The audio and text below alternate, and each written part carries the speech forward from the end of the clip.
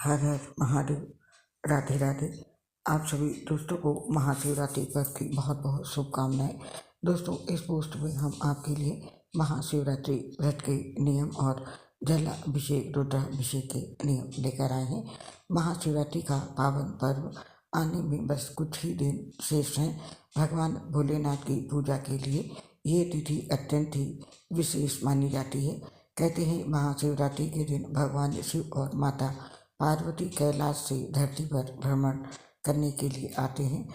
इसी वजह से महाशिवरात्रि की पूजा ब्रह्म मुहूर्त से लेकर रात तक होती है। महादेव और माता गौरी को प्रसन्न करने के लिए भक्तगण पूरे विधि विधान और सच्चे मन से शिवरात्रि की पूजा और उपवास रखते हैं।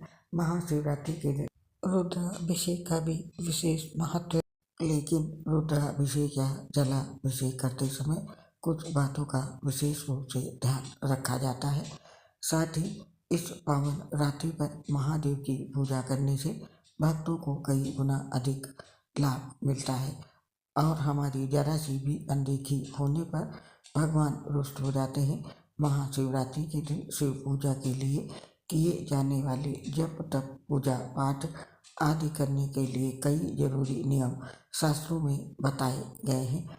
तो आइए जानते हैं महाशिवरात्रि पर शिव शंभु और माता पार्वती की पूजा से जुड़े सभी नियम, साथ ही जलाभिषेक और रुद्राभिषेक के नियम के बारे में ज्योतिषाचार्य मिश्र जी से जानते हैं। महाशिवरात्रि व्रत पूजा रखने और पूजा करने वालों के लिए सबसे पहला नियम है, आपको एक दिन पूर्व से ही तामसिक भोजन, मदिरा, धूमपान आदि का सेवन नहीं करना चाहिए। और महाशिवरात्रि की पूजा के दौरान सबसे पहला नियम है कि पूजा में तुलसी का इस्तेमाल भूल कर भी ना करें।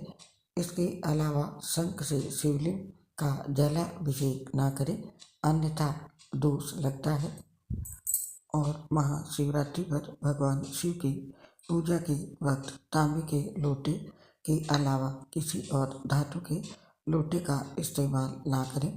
तांबे के लोटे से शिवलिंग पर जल अर्पित करना तो बहुत शुभ माना जाता है, लेकिन उसी तांबे के लोटे से सिर्फ जल अर्पित करना शुभ है, लेकिन दूध अर्पित नहीं करना चाहिए। शिव पूजा के दौरान इस गलती को करने से बचें।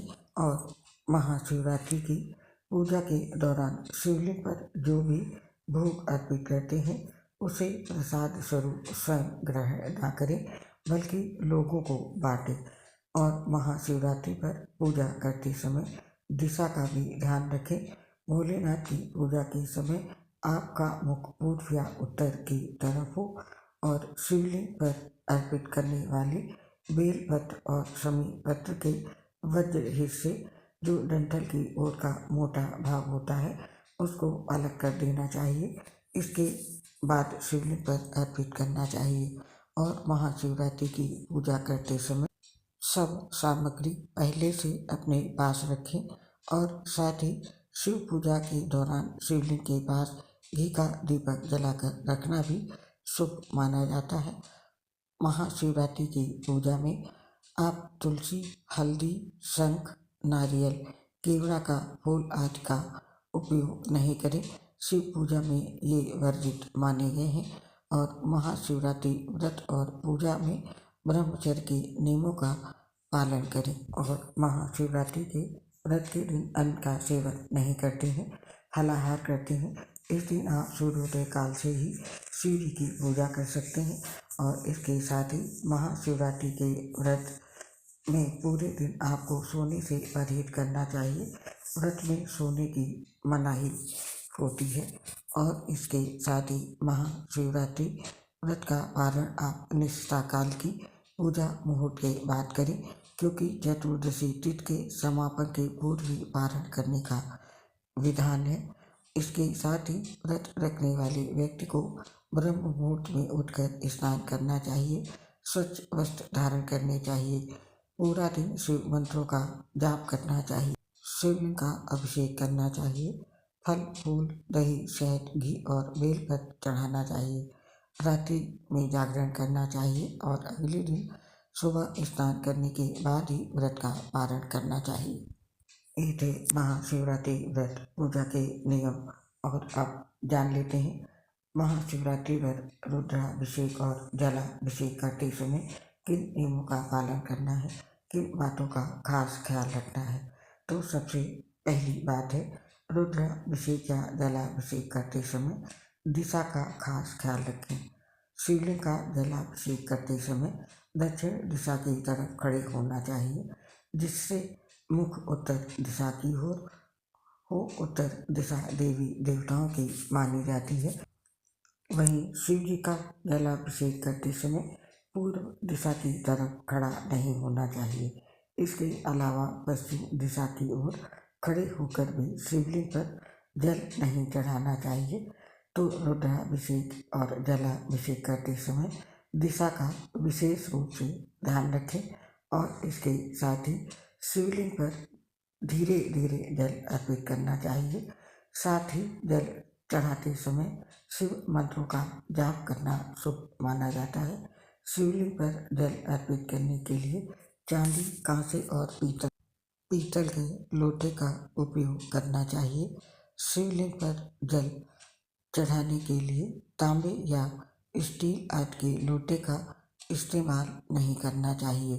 वहीं शिवलिंग पर तुलसी और हल्दी चढ़ाना वर्जित माना गया है, तो इसे भूलकर भी शिव जी को अर्पित ना करें और शिवलिंग की पूरी परिक्रमा ना करें, क्योंकि शिवलिंग की पूरी परिक्रमा कभी नहीं की जाती है।